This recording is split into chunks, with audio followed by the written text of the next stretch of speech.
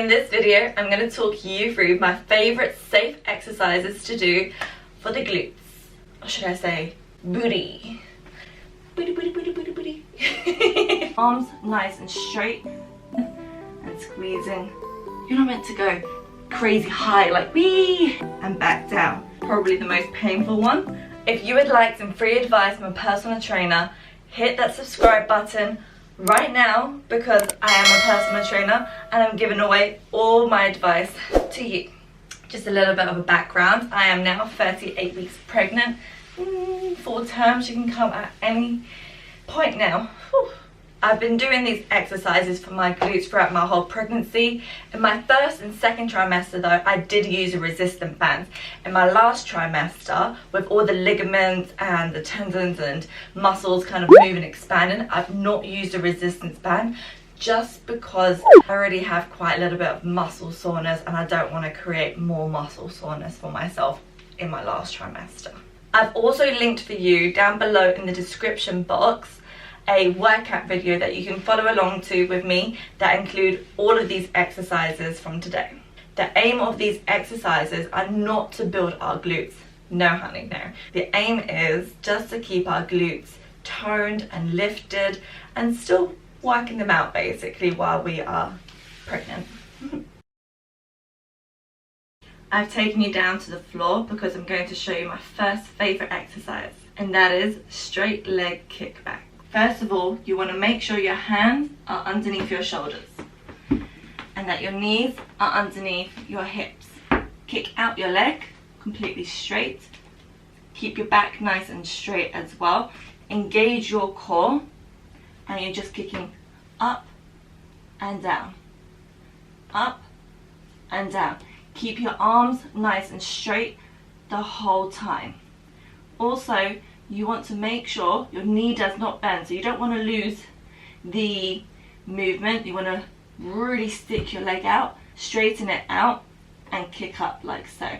If you are finding you are getting lower back pain, make your way to the floor so your elbows will be underneath your shoulders instead, and kick up and down, up and down. To mix it up a bit, you can also add some pulses. So you just want to keep the movement quite small, back still nice and straight, and squeezing your glutes at the top. With the straight leg kickbacks, it mostly targets your middle part of your glutes.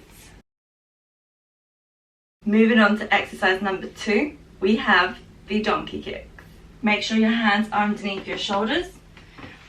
Again, make sure your knees are underneath your hips as well. Now this time, we want to keep our knee bent. So you want to flex your foot, you want to bring your leg up to 90 degrees, basically keeping it, and back down. Up and back down. You lift it to the point where you feel the squeeze in your glutes. You want to keep that knee locked basically as you're doing the donkey kicks. Also keep your arms straight and try not to buckle when you do these ones as well. Again, you may get lower back pain in this one, so if you do, come onto your arms and kick up like so. You may also add a pulse into it at the top.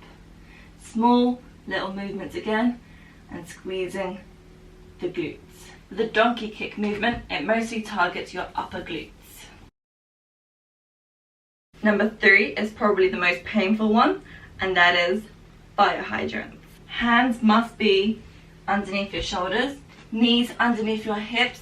Now this time, when you lift your knee from the floor, you want to then bring your knee slightly forward so you already get a squeeze in the side glutes. And then from here, you just want to lift to the point where you cannot lift no more and back down, hovering it above the mat. Don't let it touch back on the mat.